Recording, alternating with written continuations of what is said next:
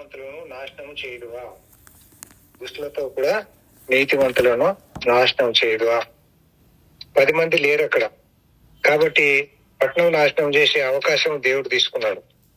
కానీ ఒక్క నీతిమంతుడు ఉన్నా గాని ఆ నీతిమంతుడిని రక్షిస్తాను అని అబ్రహాం యొక్క మనవికి దేవుడు చెవి యొగ్గాడు. అది చాలా గ్రేట్. నీతిమంతుల ప్రార్థన దేవుడు ఆలకించడం అనే ఒక క్యాప్షన్ మనం ఇక్కడ వాడుకోవచ్చు. 92వ కీర్తన. నీతిమంతుల ప్రార్థన దేవుడు ఆలకిస్తాడు. మరి నీతిమంతులు అనేది పాత నిబంధన ప్రకారము దేవుని చిత్తంలో, దేవుని భయభక్తులలో ఉన్నట్టు ఉంటే నీతిమంతుడి కింద లెక్క. కొత్త నిబంధనలో మాత్రం రోమపత్రిక 4:25లో గమనించినట్టయితే ఆయన చనిపోయి తిరిగి లేచి మనల్ని నీతిమంతులుగా తీర్చాడు. ఈ నీతిమంతులకు ఆ నీతిమంతులకు తేడా ఉంది. కొత్త నిబంధన నీతిమంతులను ఎందుకు దేవుడు నీతిమంతులుగా తీర్చాడు అని అంటే దేవుణ్ణి ఆరాధించడానికి, అందుకోసం. అంతేగాని వాస్తవంగా మనమేం నీతిమంతులం కాదు, అంతా క్షమించబడిన పాపులం. మరి దేవుణ్ణి ఆరాధించే యోగ్యత మనకు ఇవ్వబడింది. సరే, ఇక ఇప్పుడు అబ్రహాము నీతిమంతుడు అని మనము నేర్చుకున్నాం. అబ్రహాం దగ్గర ఉన్న ఈ యొక్క లోతు కూడా అబ్రహాము వలె కొంత దూరం సాగాడు.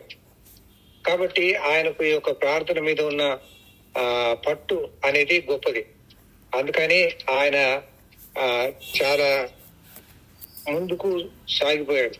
ఎట్లా అనంటే ఆ ఇద్దరు మనుషులను చూడగానే ఆయన ఆతిథ్యమీయనికి ముందుకు వచ్చాడు. అంతేకాక మరి బలవంతం చేస్తా ఉన్నాడు. ఆతిథ్యం చేయడం చాలా మంచిది. మరి లూకా సువార్త 24వ అధ్యాయంలో ఎమ్మాయి మార్గంలో ఉన్న ఆ యొక్క ఇద్దరు శిష్యులు కూడా యేసయ్యకు ఆతిథ్యమీయనికి ప్రయత్నం చేశారు. అది చాలా మంచిది. అపోస్తలుల కార్యం 16వ అధ్యాయంలో కూడా లూదియా మరి పౌలు శీలలకు ఆతిథ్యం ఇచ్చినట్టు మనం చూస్తాం.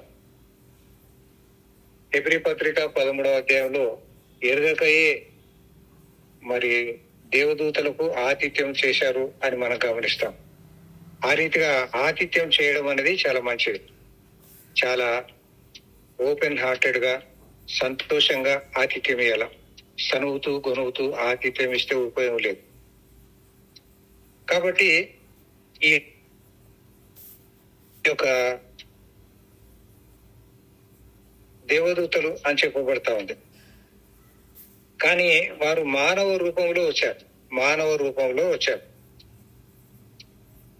మరి యెహోవా దేవుడు ఇక్కడ లేడు. 18వ అధ్యాయంలో చివరి భాగంలో యెహోవా దేవుడు అబ్రహామునకు దాచేదన ఈ యొక్క కార్యము అని చెప్పుకొచ్చాడు. కాబట్టి యెహోవా దేవునితో పాటు ఇద్దరు దేవదూతలు వచ్చారు అనేది మరి నిర్ధారణ చేసుకోవచ్చు. సరే, ఆ సాయంకాలం ఆ ఇద్దరు దేవదూతలు సొదొమ చేరినప్పటికీ లోతు సొదొమ గవని యొద్ద కూర్చొని ఉండేను. గవని అని అంటే రచ్చబండ, మన భాషలో రచ్చబండ, మరి తెలంగాణ భాషలో కచేరి. మరి పెద్దలు, పంచులు అక్కడ కూర్చొని న్యాయం తీరుస్తూ ఉంటారు. అదన్నమాట. బహుశా మనకు అలవాటు లేకపోవచ్చు, కానీ జనాలు ఏదైనా తీర్పు తీర్చాల్సి వస్తే ఆ రచ్చబండ దగ్గర కూర్చొని లేదా కచేరీలో కూర్చొని పని చేస్తూ ఉంటారు. సరే, అటువంటి స్థలంలో లోతు ఉన్నాడు అని అంటే ఆయన కూడా ఆ యొక్క రచ్చబండ కార్యక్రమంలో పాలు పొందుతూ ఉన్నాడు. మరి సామెతల గ్రంథము 31వ అధ్యాయము 23వ వచనం గమనించినట్టయితే గవని యొద్ద పేరు కొనిన వాడై ఉండును అని అన్నారు. అంటే అది ఒక కోర్ట్ ఆఫ్ లా. పాత తీర్చాలంటే రూతు గ్రంథంలో కూడా మరి బోయజు ఆ రీతిగా ఆ మొదటి సమీప బంధువుని పిలిచాడు. సో గవని యొద్ద అని అంటే అక్కడ తీర్పు తీర్చే స్పాట్ ఒక రకమైన కోర్ట్ అన్నమాట. అక్కడ లోతు ఉన్నాడు. మనం గమనించినట్టయితే అంతకుముందు లోతు సొదొమ దగ్గర తన యొక్క గుడారంను వేశాడు అని మనం గమనిస్తాం. తర్వాత సొదొమ లోపటికి వెళ్ళిపోయాడు. తర్వాత గవని యొద్ద చేరిపోయాడు. మరి దుష్టుల ఆలోచన చొప్పున నడవక, పాపుల మార్గం నిలవక, అపహాసకులు కూర్చుండు చోటను కూర్చుండక అని మనము మొదటి కీర్తనలో చదువుకుంటాం. Degrees of comparison. ఇక్కడ నడవక, నిలవక, కూర్చుండక. లోతు అక్కడ దగ్గర చేరాడు, లోపలికి వెళ్ళాడు, గవని యొద్ద పేరుగల వాడైపోయాడు. అంటే లోతుకు లోకంలో చేరిపోయేది ఆశగా ఉంది. లోకంలో పేరుగా ఉన్న వాడై ఉండాలా, మరి తీర్పరిగా ఉండాలా, తాను ఒక ప్రాముఖ్యమైన వ్యక్తిగా గుర్తింపబడాలా అనే ఆశయాలు ఉన్నట్టుగా మనం చూస్తాం. అలాగే మరి పేతురు 2వ పత్రిక 2వ అధ్యాయం 7వ వచనంలో నీతిమంతుడైన లోతు తన హృదయమును నొప్పించుకొనుచుండెను అంటాడు పేతురు. నీతిమంతుడైన లోతు తన హృదయమును నొప్పించుకొని, అంటే అక్కడ ఉండాలా, ఇక్కడ ఉండాలా. చాలా మందికి ఇటువంటి అప్రోచెస్ ఉంటాయి. నామినల్ గా ఇటు ఉండాలా, మరి అవతల పేరు కావాలా, ఇట్లాంటివన్నీ చేయడం అనేది మరి దేవుని చిత్తంలో లేదు. అవుట్ అండ్ అవుట్ క్రిస్టియన్ లాగా ఉండాలా. అంతేగాని సగం అటు సగం ఇటు అంటే దేవుని చిత్తంలో లేనట్టే లెక్క. అయినా దేవుడు ఏం చేస్తున్నాడంటే కృప చూపిస్తున్నాడు. అందరూ నశించాలని దేవుని చిత్తము, దేవుని ఉద్దేశమే కాదు. కొంతమంది అయినా రక్షించబడాలి అని ఆయన ఆలస్యం చేస్తున్నాడు అని పేతురు అంటాడు. కాబట్టి ఇక్కడ ఈ లోతు దగ్గరకు వచ్చిన ఈ యొక్క ఇద్దరు మనుషులు ఇంత దూరం వచ్చారంటే అది దేవుని కృప కాబట్టి దేవుడు ఏం చేశాడు, నాశనం చేయడానికి ముందుకు వచ్చినా వాళ్ళు నిజంగానే అంత పాపం చేశారా అని చూడనికి ఇంటికి దిగి వచ్చాడు. బాబేలు గోపురమును కూడా చూడనికి దిగి వచ్చాడు దేవుడు. దిగి రావడం అని అంటే ఒక మెట్టు దిగడం. లూకా సువార్త 10వ అధ్యాయంలో యేసు ప్రభు యెరూషలేము నుండి యెరికోకు ఒక మనుషుడు దిగి వెళ్ళుచు అని అంటాడు. యెరూషలేము సమాధానకరమైన పట్టణం, యెరికో నాశనకరమైన పట్టణం. దిగి వెళ్ళుచు అని అంటే ఆయన కృప నుండి పడిపోతున్నాడు అన్నమాట. అదే యేసయ్యను చూడండి, చివరి వారము మరి యెరికో నుండి యెరూషలేముకు బయలుదేరాడు, ఎక్కి వెళ్ళుచు. అటువంటి ఆధిక్యత మనం పొంది ఉండడం అనేది దేవుని యొక్క చిత్తము, సంకల్పం. సరే, ఇక్కడ ఈ యొక్క ఇద్దరు దేవదూతలు అక్కడ చేరుకున్నారు. లోతు వారిని గుర్తుపట్టాడు. చాలా మందికి గుర్తుపట్టలేని స్థితి. మనము ఇంగ్లీష్ లో ఒక పాట, సంగీతం ఉంది, మరి pass me not gentle saviour అనే పాట పాడుకుంటుంటాం. యోగు గ్రంథంలో అంటాడు, ఆయన నా ప్రక్కగా పోతున్నాడు, నేను ఆయనను కనుగొనలేను అని అంటాడు. కానీ ఇక్కడ లోతు కనుగొనగలిగాడు అని అంటే చాలా గ్రేట్. కాబట్టి లోతుకున్న ఆధిక్యత మరి చాలా గొప్పది అని మనం చెప్పుకోవచ్చు. అంతేగాక లోతు వారిని చూసి వారిని ఎదుర్కొనుటకు లేచి సాష్టాంగ నమస్కారం చేసి, ఇది చాలా అవసరం. మరి అబ్రహాం కూడా ఆ రీతిగా సాష్టాంగపడ్డాడు. ఇది ఆరాధనకు సంకేతం. ఆరాధనకు సంకేతం. నా ప్రభువులారా, దయచేసి మీ దాసుని ఇంటికి వచ్చి రాత్రి వెళ్ళవచ్చి కాళ్ళు కడుక్కొనడి, ఆతిథ్యం ఇస్తా ఉన్నారు. వాళ్ళు అంటున్నారు నడివీధిలో రాత్రి వెళ్ళగుచ్చదమని చెప్పారు. ఆయనను అతడు మిక్కిలి బలవంతం చేశాడు. చూసారా, షూనేబీరాలు ఎలీషాను బలవంతం చేసింది తన ఇంట్లో ఆతిథ్యం పుచ్చుకోనికి. లూదియా పౌలు శిలలను బలవంతం చేసింది. మనం కూడా బలవంతం చేయవలసి ఉన్నది. మరి దేవదూతలను కూడా చేసుకునే ఆధిక్యత మనం పొందగలుగుతాం. హెబ్రీ పత్రిక 13వ అధ్యాయం ప్రకారం. అప్పుడు వాళ్ళు ఆయన ఇంట ప్రవేశించారు. చాలా గొప్ప సంగతి. వాళ్ళు ఆతిథ్యం స్వీకరించడానికి లోతు ఇంటిలోనికి వెళ్ళిపోయారు. అతడు వారికి విందు చేస్తా ఉన్నాడు. మామూలు భోజనం కాదు, అది విందు అన్నారు. మరి దానికి ఒక క్రమం కూడా ఉంది. పొంగని రొట్టెలు కాల్చగా వారు భోజనం చేసిరు. కాబట్టి వాళ్ళ క్రమం ప్రకారము పొంగని రొట్టెలు చేశాడు. వారు పండుకొనక ముందు ఆ పట్టణస్థులు అనగా సుధమ మనుషులు, బాలురును, వృద్ధులను, ప్రజలందరినూ నలుదిక్కుల నుండి కూడి వచ్చి ఆ ఇల్లు చుట్టవేసి అందరూ వచ్చేసారంట. వచ్చి ఇక నానా రభస గోల చేస్తున్నారు. వాళ్ళని మేము గూడాల్సిందే, వాళ్ళని బయటకు తీసుకురా. వాళ్ళని చూసినప్పుడు వాళ్ళు ఇట్లా అనుకుందాం, 6వ అధ్యాయం ఆదికాండంలో నరుని కుమార్తెలు చక్కని వారు అని చూస్తా ఉన్నారు. మరి ఇక్కడ దేవదూతలు వారికి చక్కని వారుగా కనబడతా ఉన్నారు. అందుకని దుర్మార్గానికి ఒడిగట్టారు. లోతును పిలిచారు. ఈ రాత్రి నీ యొద్దకు వచ్చిన మనుషులు ఎక్కడ? మేము వారిని కూడినట్లు మా యొద్దకు వారిని తీసుకుని వెలుపలికి తీసుకుని రమ్మని అతనితో చెప్పగా, వాళ్ళ దుర్మార్గత తారస్థాయికి చేరిపోయింది. లోతు చూడండి ఏం మాట్లాడుతున్నాడు. 6వ వచనం. లోతు వెలుపల ద్వారం వద్దనున్న వారి యొద్దకు వెళ్లి తన వెనుక తలుపు వేసి, అనలారా, ఈ సంభాషణ సంబోధించే పద్ధతి మరి ఆయన లోతు ప్రజలతో మమేకమైపోయినట్టుగా కనబడతా ఉంది. వాళ్ళని అన్నలారా అనొచ్చా?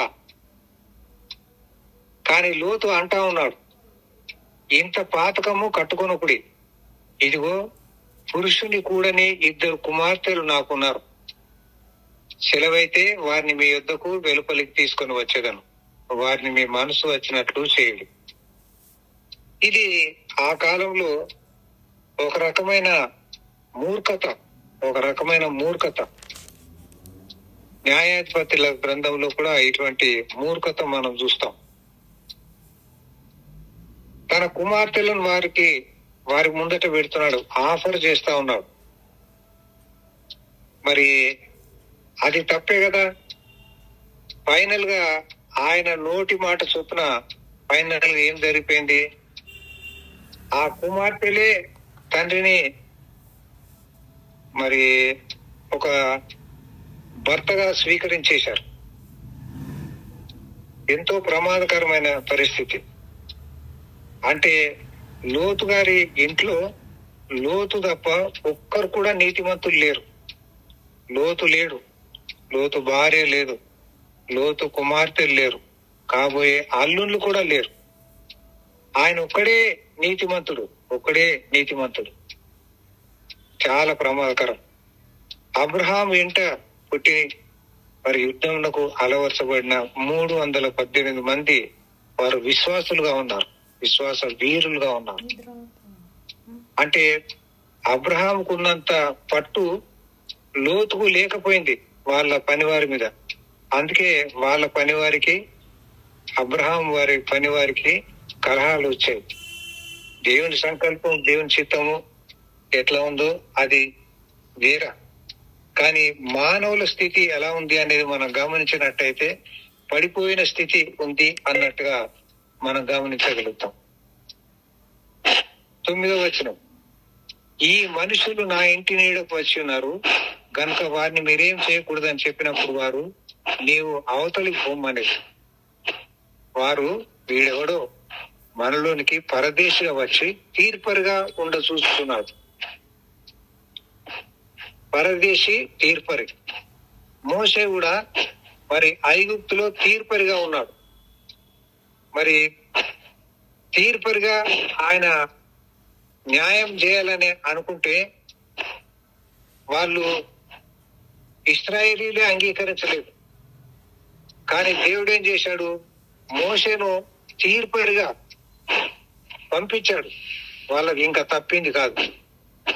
దేవుడు వాడుకుంటున్నప్పుడు మనము తీర్పు తీర్చే ఆధిక్యత పొందుతూ ఉంటాం.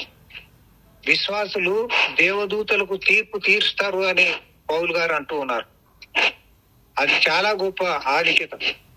ఆ సందర్భంలో మనం నేర్చుకోవాల్సిన సత్యం ఏంటంటే, దేవదూతలు అంటే పడిపోయిన దేవదూతలు, అంతేగాని నికార్సైన దేవదూతలు తీర్పు తీర్చేంత సీన్ మనకు లేదు. పడిపోయిన దేవదూతలు ఏదైతేనే ఉంది, దేవదూతలు తీర్పు తీర్చే ఆధిక్యత విశ్వాసులకు ఉంది అని అంటే అది గొప్ప సంగతే. అది గొప్ప సంగతి. అట్లయితే మరి ఈ లోతు కూడా తీర్పరిగా అక్కడ ఉన్నాడు. అది శరీరం, ఆత్మ సంబంధంగానే అక్కడ చెప్పలేదు.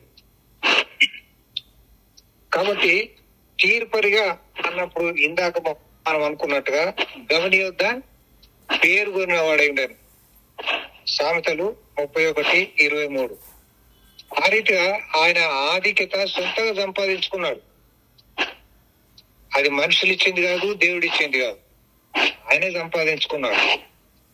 ఇక్కడ కూడా ఏదో చెప్తా ఉన్నాడు, వాళ్ళేమో అంగీకరించలేకపోతా ఉన్నారు. ఏదైతేనేముంది, వాళ్ళు ఇక చెప్తే వినేటట్టు లేదని చెప్పి వాళ్ళకంటే నీకు ఎక్కువ కీడు చేస్తాం, వాళ్ళకి కీడు చేస్తామని అనుకున్నాము కానీ నీకు ఎక్కువ కీడు చేస్తాం అని ఆ మనుషుని మీద దుమ్మిగా పడి తలుపులు పగలగొట్టుటకు సమీపించిరి. వాళ్ళ మూర్ఖత పరాకాష్ఠకు చేరిపోయింది. అయితే ఆ మనుషులు తమ చేతులు చాపి లోతును ఇంటిలోనికి లోపలికి తమ యుద్ధకు తీసుకుని తలుపు వేసిరి. ఆ మనుషులు అంటే ఆ ఇద్దరు దేవదూతలు, నరరూపం దాల్చిన దేవదూతలు, శరీరదారులైన ఆ దేవదూతలు. మరి ఆయా సందర్భాల్లో ఈ రీతిగా దేవదూతలు మనుషుల రూపంలో మనుషులకు కనబడతా ఉన్నారు. అట్టగే ఇక్కడ కూడా కనబడతా ఉన్నారు. వీళ్ళు దేవదూతలు అనుకోవాలి. దేవదూతలు అంటే మామూలు దూతలు.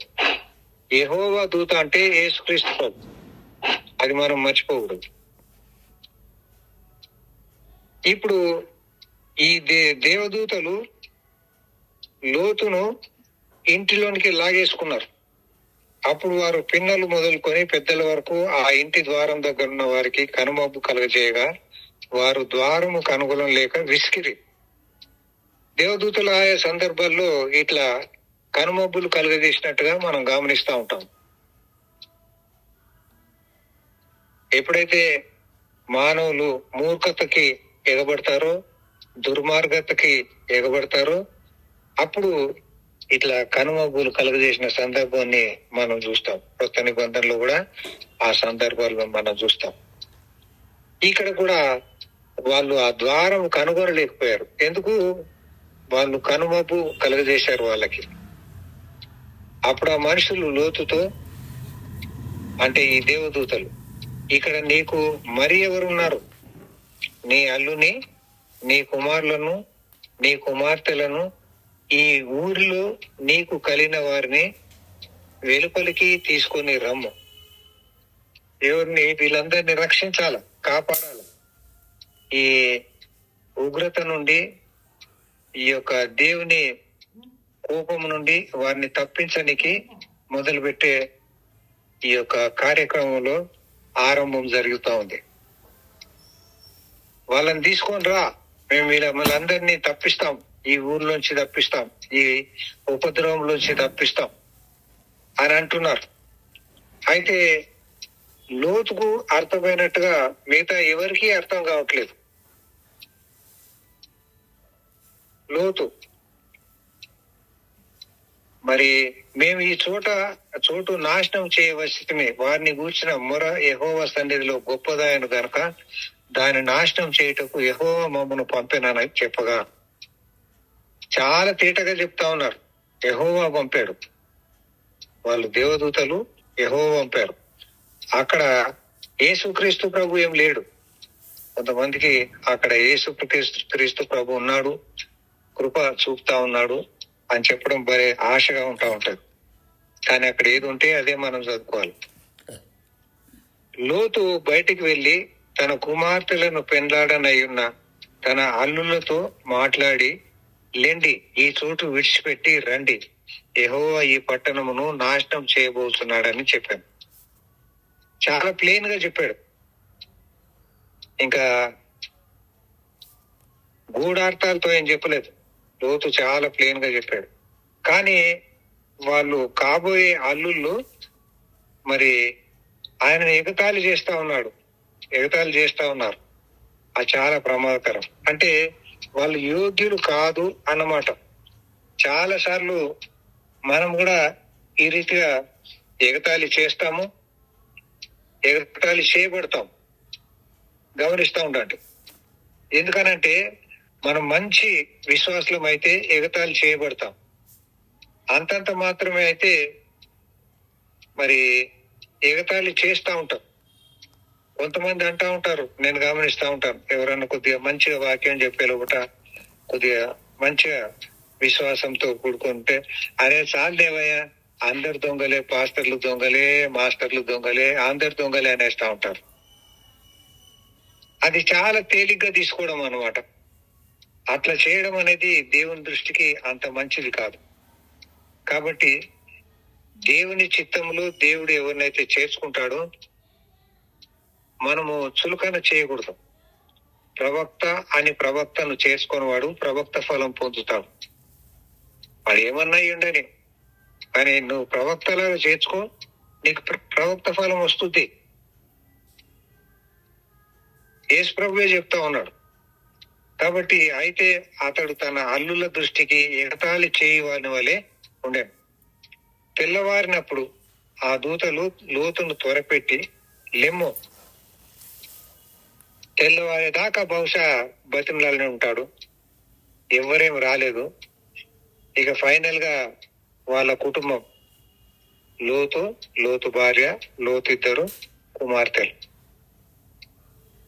వారిని మాత్రమే తప్పించాలని ఈ యొక్క దేవదూతలు ఆయనతో అంటున్నారు, లెమ్ము, ఈ ఊరి దోష శిక్షలు నశించిపోకుండా నీ భార్యను, ఇక్కడనున్న నీ ఇద్దరు కుమార్తెలను తీసుకొని రమ్మని చెప్పిరి.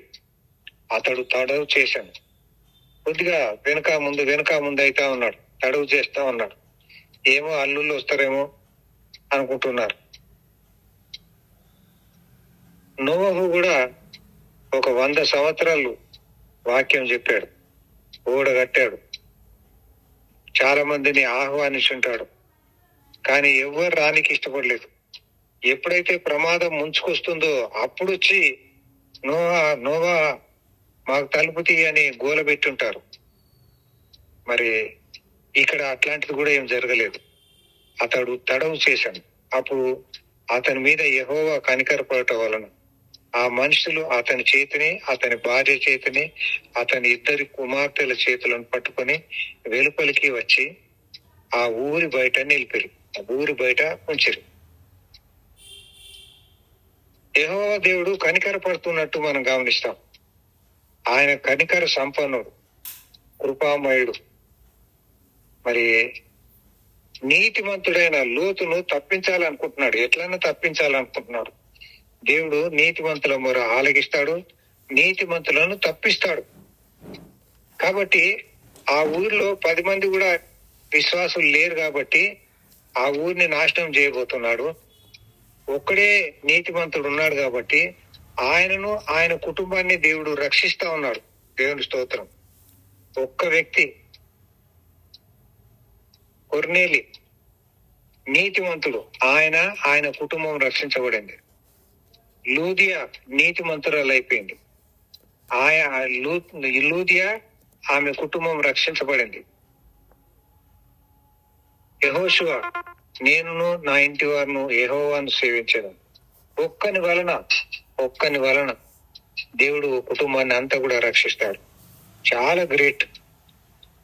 మరి మనం కూడా చాలా నమ్మకంగా ఉన్నట్టయితే దేవుడు మనల్ని మన కుటుంబాన్ని రక్షిస్తాడు. కానీ మన సాక్ష్యం ద్వారా మన బిడ్డలను మనం సరైన దశలో నడిపించాలి. అది దేవుని యొక్క సంకల్పం. 17వ వచనం. ఆ దూతలు వారిని వెలుపలికి తీసుకుని వచ్చిన తర్వాత ఆయన, నీ ప్రాణమును దక్కించుకున్నట్లు పారిపోము. చూసారా, బయటికి తీసుకొచ్చారు. ఈ సందర్భం చాలా గ్రేట్. మీరు గమనించండి, పేతురు చెరసాల్లో ఉన్నాడు. చాలా ప్రమాదకరమైన స్థితి. తెల్లవారితే ఆయన ప్రాణం పోద్ది. కానీ దూతను పంపించారు దేవుడు. వాళ్ళు ఆ చెరసాల నుండి బయటకు తీసుకుని వచ్చారు. అంతవరకే, ఇంటికి చేర్చలా, మిగతా ఆయన వెళ్ళాల్సిందే. అట్లాగే మరి ఆయా సందర్భాల్లో మనం గమనించినట్లయితే దేవుడు మనల్ని రక్షిస్తాడు, బయటకు తీసుకొస్తాడు ప్రమాదం నుండి. కానీ ఇంటి దాకేం చేస్తాడు. అట్లాగే ఇక్కడ కూడా బయటికి తీసుకొచ్చిన తర్వాత ఆయన, నీ ప్రాణమును దక్కించుకున్నట్లు పారిపోము, నీ వెనుక చూడకు, ఈ మైదానంలో ఎక్కడనూ నిలవక నీవు నశించిపోకుండా ఆ పర్వతమునకు పారిపోమని చెప్పగా దేవుని కటాక్షము అంత దూరం వచ్చింది. కానీ లోతు ఇంకా వెనుకబడిపోతా ఉన్నాడు. వెనుకబడిన కారణము ఇంకా ఎవరినైనా రక్షించాలని ఉండొచ్చు, లేదా చేతగాని పరిస్థితి అయిండొచ్చు, లేదా కాళ్ళు చేతులు ఆడకపోవచ్చు. ఏదైనా జరుగుద్ది ప్రమాదం ఉన్నప్పుడు. కానీ ఆయనకు పారిపోయే వెసులుబాటు తీసుకొచ్చారు. ఆ పర్వతమునకు పారిపోమని చెప్పగా లోతు, ప్రభువా అలా కాదు, ఇదిగో నీ కటాక్షము నీ దాసుని మీద వచ్చినది. నా ప్రాణము రక్షించబట్ట వలన నీవు నా యెడల కనపరిచిన నీ కృపను ఘనపరిచితివి. కృపను ఘనపరచడం చాలా గొప్ప సంగతి. ఇటువంటి నగెట్స్ లాంటి మాటల్ని మనం మర్చిపోకుండా అండర్లైన్ చేసుకొని వాటిలో ఉన్న మాధుర్యతను, దేవుని యొక్క కృపను, దేవుని యొక్క చిత్తమును మనం గమనిస్తూ ఉండాలి. ఘనపరచడం, దేవుడు తన కృపను ఘనపరుస్తాడు. కృప అనేది అంటే ఒక రకంగా క్రీస్తే. మరి ఆయన కృపను చూపిస్తున్నాడు. అనేక మంది భక్తులు ఈ యొక్క కృపను గురించి రాస్తూ ఆయనను కృపకు పోల్చినట్టు మరి డిఫరెంట్ లాంగ్వేజ్ లో, డిఫరెంట్ ఎక్స్ప్రెషన్ లో ఈ యొక్క మాటను వాడుతున్నట్టు మనం గమనిస్తాం. ఏదైతేనేముంది, నీ యొక్క కృపను నీవు ఘనపరిచావు అని అనడము అది ఒక స్పెషల్ ఎంటిటీ. అది మనం గుర్తుపెట్టుకొని, నోట్ చేసుకొని, అండర్లైన్ చేసుకొని మిగతా ఆయా సందర్భాల్లో వచ్చిన ఈ యొక్క కృపను ఘనపరచుట అనే యొక్క సందర్భాన్ని పోల్చి చూసినట్టయితే వాక్యం మీకు కొంత ఇచ్చట కొంత అచ్చట వచ్చును అనే సత్యాన్ని మనము గమనించగలుగుతాం. సరే, ఆయన చెప్పాడు. లోతు ఏమంటున్నాడు? నేను ఆ పర్వతమునకు తప్పించుకొని పోలేను. చాలా సార్లు మనం వెనుకబడిపోతా ఉంటాం. ఇక్కడ కూడా బహుశా ఆయన పారిపోవడానికి చేతగా పోవట్లేదేమో, లేదా అక్కడికి వెళ్ళే ముందే మరి ఏమన్నా ప్రమాదం వస్తుందేమో అనే భయము అనేది ఆయన ఆవరించింది. దేవుడు అయినా గాని ఇంకా ఒక అడుగు కిందికి వేసి ఎట్లన్నా ఆయన తప్పించాలా అనే సంకల్పంతో ఏమంటున్నాడు చూడండి, నేను చచ్చిపోదునేమో, ఇదిగో పారిపోవుటకు ఈ ఊరు సమీపంలో ఉన్నది, అది చిన్నది. మళ్ళీ ఒక ఊరును కోరుకుంటున్నాడు. దేవుడు ఆ ఊరును కూడా కాపాడుతా ఉన్నాడు, లేకపోతే ఆ ఊరు కూడా కాలిపోయేది. ఇంకా ముందుకు రండి, ఇదిగో పారిపోటకు ఈ ఊరు సమీపంలో ఉన్నది. దీనికి సోయరు అనే పేరు ఉన్నట్టు తర్వాత గమనిస్తాం మనం. సోయరు అంటే చిన్నది, నన్ను అక్కడికి తప్పించుకొని పోనిమ్మ, అది చిన్నది. ఇట్లాంటి మీనింగ్స్ ఎక్కడికక్కడే మనం రాసుకోవాలి. నేను బ్రతుకుదునని చెప్పినప్పుడు ఆయన ఇదిగో నీవు చెప్పిన ఈ ఊరు నాశనం చేయము అంటే నాశనం చేసేవాడే. సొదొమ గొమొర్రా చుట్టుపక్కల అన్ని నాశనం చేద్దాం అనుకున్నాడు, కానీ అందులో సోయరును తప్పించాడు దేవుడు. సోయరు అనే ఊరును, చిన్న ఊరును తప్పించాడు దేవుడు. అంటే ఆయన బ్రతకాలంటే చిన్న సహవాసం ఆయనకు అవసరం అని దేవుడు కూడా గుర్తించాడు.